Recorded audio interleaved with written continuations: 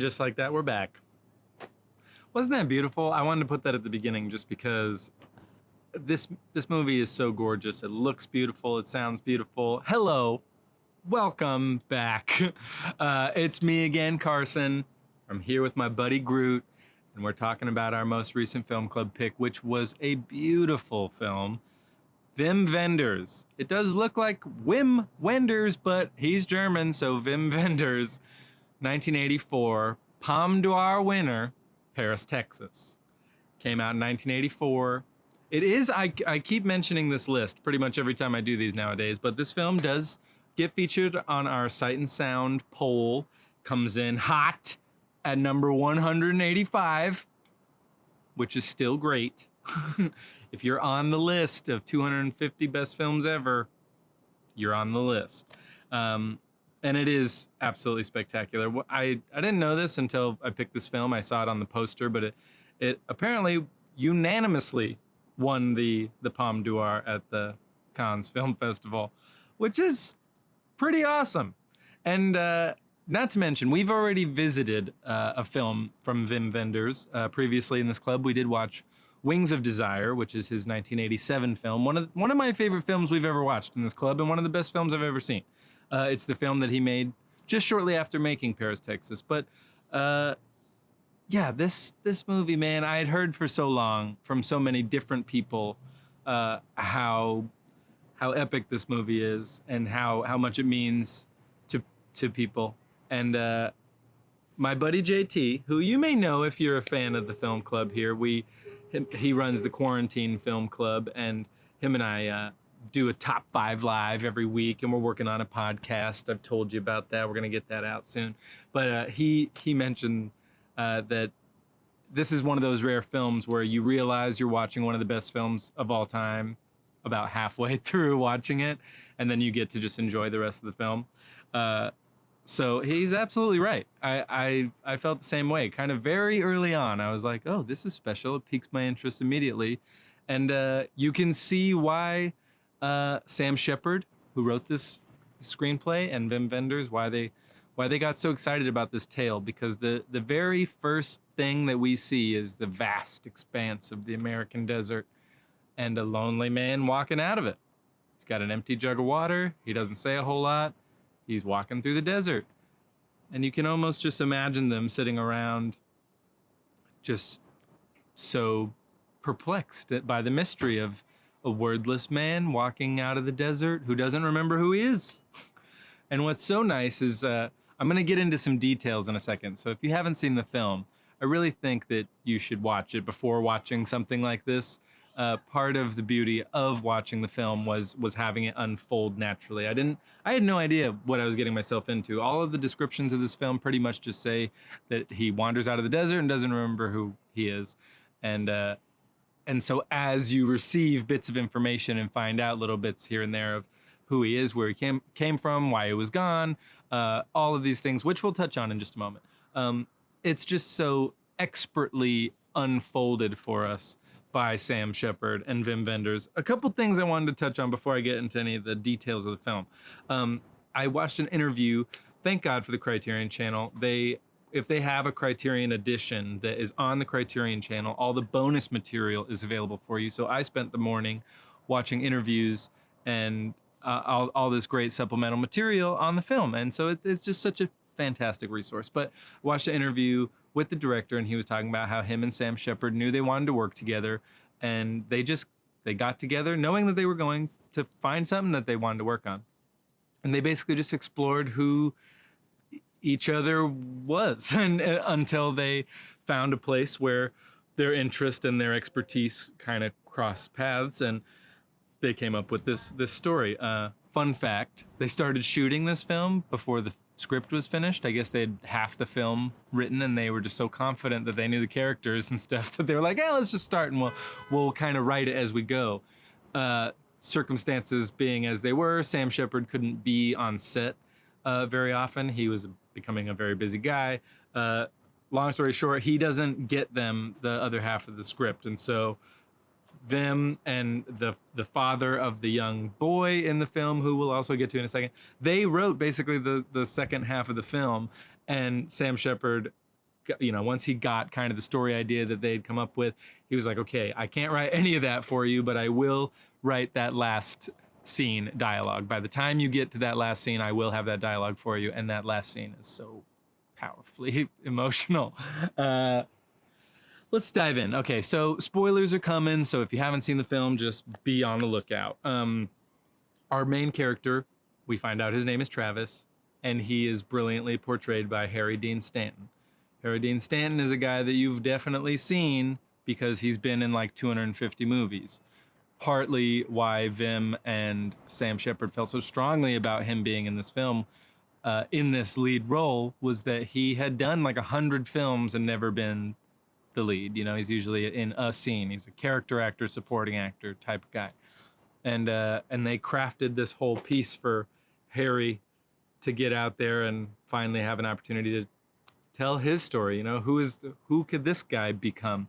So we have him, just the most unlikeliest of leading men, but so wonderfully polished, and it's all of its, I don't know how to describe it, but there, in my 1001 movies you must see before you die book, there's a section on this film, and there was something I saw in there about Harry Dean Stanton's face is a landscape all its own, particularly when he's mute for the first couple scenes. We don't know if he's ever going to talk at first. We do wind up meeting his brother, who's played wonderfully by another character actor who tends to be a supporting actor, is Dean Stockton, forgive me. Where is it, Stockwell? Shit, you Google it. I don't remember. I wrote down Stockton, so I hope that's right.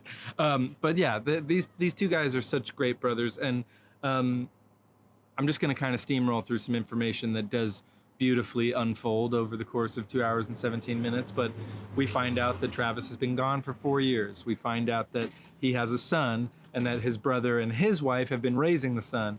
They haven't lied to the kid. They let him know that, your father is Travis, but they call dad and mom to uncle and aunt, I guess. And so at first it's kind of like, how do we get Travis back into reality and kind of reintroduce his son to him? Because 4 years is half this kid's life. So the kid doesn't remember much of his dad. There's like a home movie with some footage of mom and dad, and that's how we know them. But as it continues to unfold and Travis meets his son, and that's a rocky meeting at first, there's also the kind of tug of war with the wife, who is the aunt, who is the mom, because she's starting to be like, well, if he's coming back into the picture and Hunter goes with him, what are we gonna do? I don't want to get rid of him. I love this kid. So there's a very interesting dynamic kind of being unfolded for us right out at the beginning. And it just continues to evolve. I had heard before I ever saw this movie that the last hour or whatever packs such an emotional wallop. And so I was nervous kind of heading into it. But as I got to know kind of where we were going and who we were spending our time with, I just became so intrigued by finding out this information, because Travis is really kind of an alien in this world. I mean, so often he'll ask questions that seem so naive.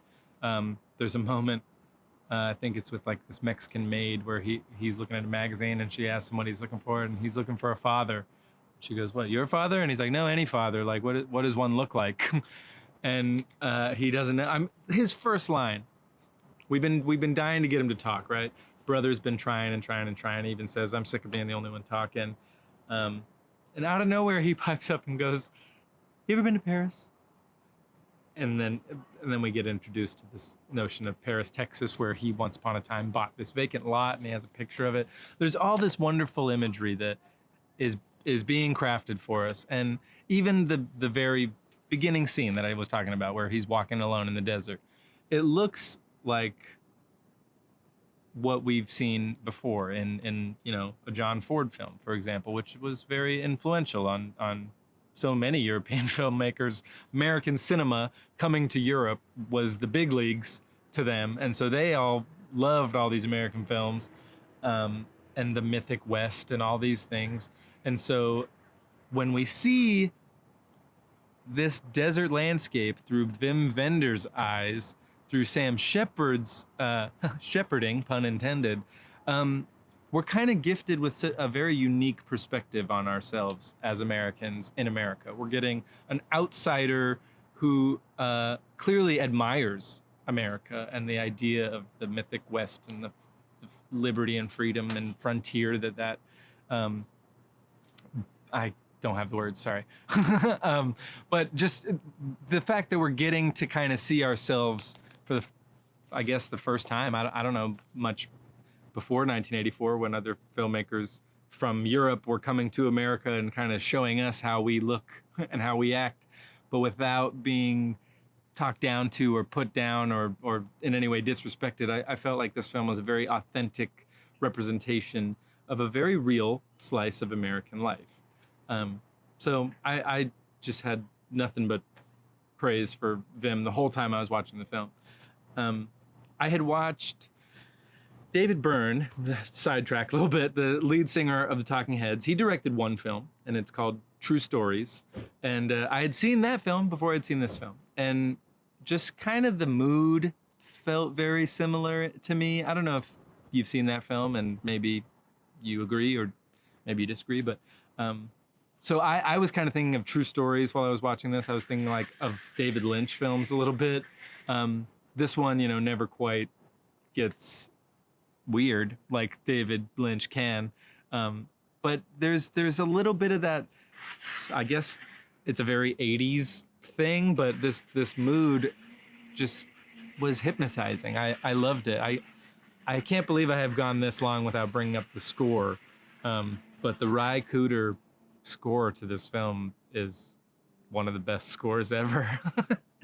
It's just this beautiful guitar music. I mean, because, you know, I've probably said this too many times at this point, but since I've seen things that have clearly borrowed from it, you know, I was thinking of like the score to Brokeback Mountain while I was watching this and just being like, oh yeah, that aching guitar music is just such a nice accompaniment for this kind of vast American story of isolation and alienation and all these wonderful things that I'm so glad a German came over and told us about. He was also talking in that interview that I mentioned watching on Criterion about how he doesn't like to come up with a character and find the perfect actor for it. He likes to find the perfect actor and then craft the perfect character for them. And that's exactly what he did with Harry Dean Stanton in this film. And it just seems like such a cool way to approach using actors. And I guess as an actor, hearing a director say that, just the mutual respect and the mutual longing for good storytelling. I don't know. I felt the respect, and I also just was inspired by the notion of crafting stories, and particularly cinematic stories, for particular individuals. I have nothing but love for Wim Wenders, and I'm so excited to explore more of his film catalog.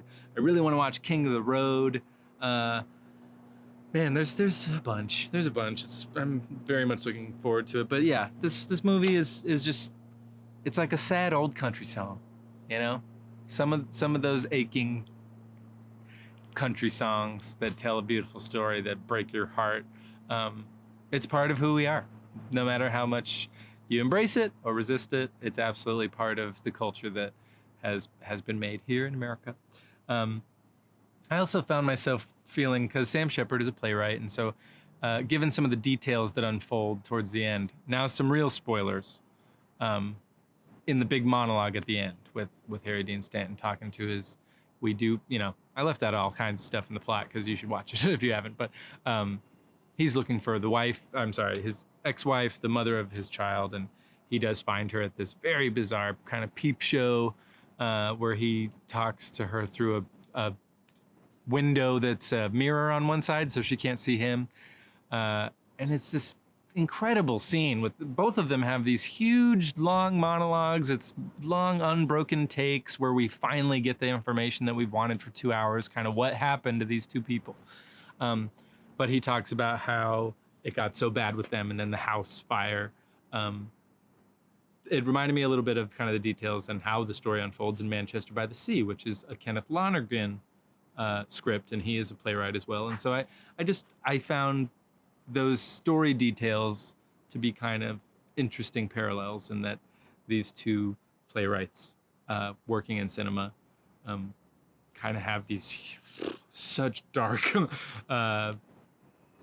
tragic things happen to their characters. But yeah, man, those two monologues at the end are by both of them are just so good. So yeah, thanks for sticking around. I don't. It is one of those films that it's like it's hard to describe to someone how beautiful the stars were last night. It's like we've all seen the stars; they've all been beautiful for us on different occasions. But those moments where, for whatever reason, you can't take your eyes off of them, it's just perfect. That's this movie. It is a sunset. It is a campfire. It is staring at the stars.